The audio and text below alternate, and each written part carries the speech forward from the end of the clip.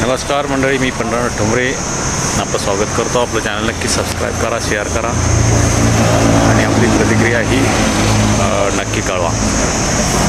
गेल्या एक महिनाभरापासून देशामध्ये डिझेल पेट्रोलची टंचाई आहे आणि डिझेल पेट्रोलची मोठ्या प्रमाणावर दरवाढही झालेली आहे. त्यामुळे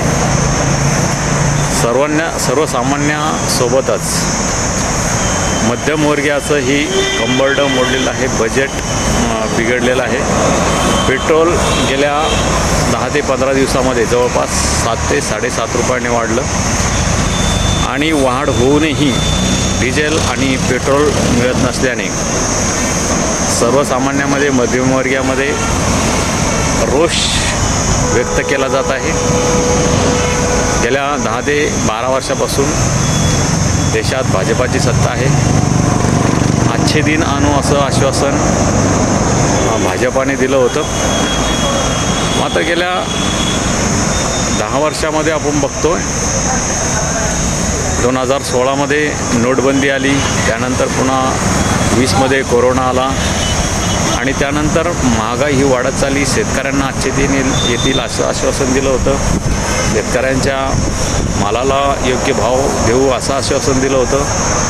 मात्र ज्या आता मूलभूत गरजा आहे त्याही पूर्ण होताना दिसत नाही का? केवळ जातीपातीच्या राजकारणावर भाजप सत्ता मिळवत आहे का, असा एक सवाल सर्वसामान्याकडून उपस्थित केला जातो.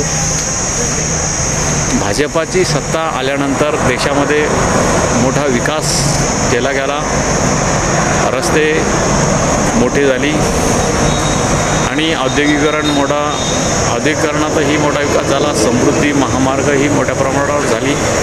असा विकास जरी दिसत असला तरी सर्वसामान्यांना मात्र महागाईचा मोठा फटका बसलेला आहे. GST सारखे टॅक्स लागलेले आहेत. त्यामुळे वेतन वाढून किंवा इतर व्यवसाय वाढूनही सर्वसामान्यांचं मध्यमवर्गीयाचं बजेट आपल्याला कोलमडताना दिसतं. त्यामुळे भाजपाचं सत्ता येऊन सर्वसामान्यांना जे अच्छे दिन येतील, मध्यमवर्गीयांना जे अच्छे दिन येतील ते आले का असा सवाल उपस्थित होतो. दुसरीकडे उद्योजकांसाठी भाजपाकडून चांगलं वातावरण केलं जातं आहे. अदानी अंबानीसाठी चांगलं वातावरण आणि भाजप हा या उद्योजकांसाठी पोषक आहे असा आरोपही काँग्रेसमधील विरोधी पक्षाकडून होतो. विशेषतः राहुल गांधी जे काँग्रेसचे ज्येष्ठ नेते विरोधी पक्षातील प्रमुख आहेत, ते नेहमीच भाजप सरकार हे अदानी आणि अंबानी यांच्यासाठी चालतं आहे असा आरोप ते नेहमीच करत आहेत आणि ते खरं ठरतं आहे का असा विश्वास आता मध्यमवर्गीय आणि सर्वसामान्यांना येतो आहे का अशी परिस्थिती निर्माण झालेली आहे. डिझेल आणि पेट्रोल याची दरवाढ झाल्यामुळे सर्व ज्या किरकोळ वस्तू आहे त्यामध्ये ज्या जीवनावश्यक वस्तू आहे त्याचेही भाव मोठ्या प्रमाणावर गगनाला वाढलेले आहे. दुधाचे भाव वाढलेले आहे, भाजीपाल्यांचे भाव वाढलेले आहे.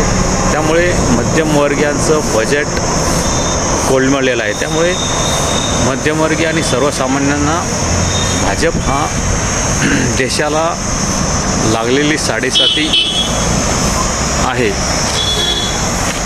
असा आरोप आता मध्यमवर्गीयांकडून होत आहे. तर आपण हा पेट्रोल पंपवर उभा असताना आपल्याला दिसून येतं की अनेक वाहने परत येत आहेत, जात आहेत, कारण डिझेल वाहनांसाठी नाही.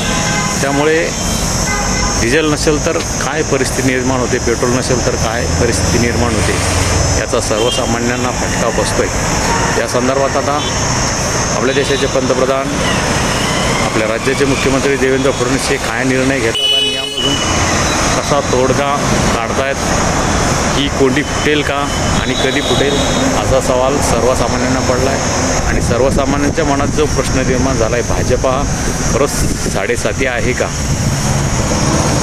या संदर्भात आपली प्रतिक्रिया नक्की कळवा. धन्यवाद. थांबतो.